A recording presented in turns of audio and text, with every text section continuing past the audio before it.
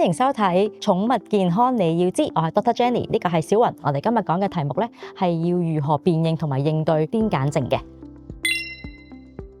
我哋見到毛孩癲癇發作之前咧，可能都有啲先兆嘅，佢可能咧會匿埋啦，或者咧會有少少流口水啊、發呆望住一個地方啊咁樣嘅。咁如果當佢發作嘅時候咧，佢四肢咧可能會僵硬，甚至咧會抽動咁樣嘅，咁可能會打橫瞓喺度啊、流口水啊，甚至咧嚴重啲嘅咧可能會有失禁嘅情況嘅。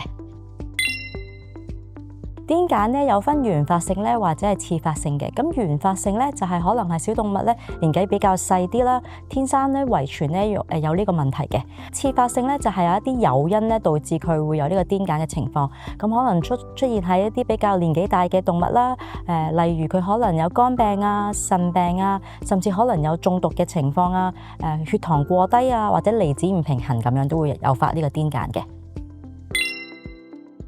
其實癲癇發作嘅時候咧，毛孩咧係冇意識嘅，所以咧其實佢哋係冇任何痛楚嘅感覺嘅。不過喺佢哋醒咗嘅時候咧，佢哋會好 confused、好 lost 咧，唔知自己發生啲咩事。咁可能咧你要安撫下佢啊，同佢講嘢啊嗰啲咁樣。咁有啲動物咧，可能咧要一段長嘅時間，可能2-3個鐘咧先至會恢復嘅。咁有時咧可能甚至佢哋會匿埋啊，唔想同你接觸啊咁樣。咁你就俾啲空間佢，等佢自己靜靜地休息就可以啦。發作嘅時候咧，主人盡量都唔好打開狗狗嗰個口，即使咧佢嗰條脷咧可能跌咗出嚟咧，咬住咗咧都唔好搞佢，因為咧你打開佢個口咧，隻狗咧係控制唔到自己咧會咬埋主人嘅，咁主人可能就會受傷啦。盡量咧就擺喺一個平嘅地方，唔好喺高嘅地方啦，有啲 cushion 圍住佢嘅，等佢咧唔好撞到自己個頭啊，令到自己受傷就可以啦。咁啊，另外如果有其他人嘅話咧，咁就可以揾個人幫手拍片，拍低佢癲癇嗰個情況，俾醫生睇啦，等醫生判斷下佢係咪真係癲癇嘅情況。咁亦都可以咧安撫嗰個小動物嘅，咁但係咧要細聲、冷靜嘅、溫柔咁嗌佢，嗌係佢個名，等佢睇下佢會唔會慢慢醒翻啦。咁但係咧就唔好好激動、好緊張咁樣咧嗌個動物，因為可能咧會令到佢個癲癇嗰個情況咧更加嚴重嘅。最後咧就記得咧攞本簿仔，記低咧佢癲癇嘅日期啦，同埋每一次癲癇咧發生嗰個時長係幾多，咁咧就可以到時俾翻醫生睇翻佢個頻率係點樣，睇下要做啲咩嘅治療嘅。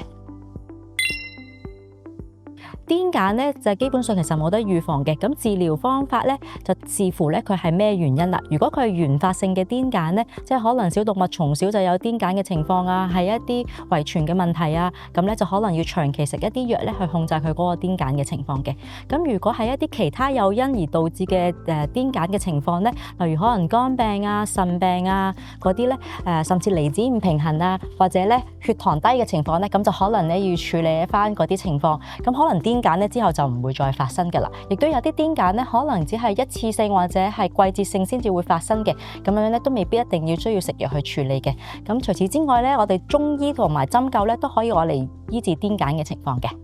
多謝收睇寵物健康你要知，我係 Dr. Jenny， 佢係小雲，記得 like、subscribe 同埋 share， 了解寵物健康大小事。拜拜。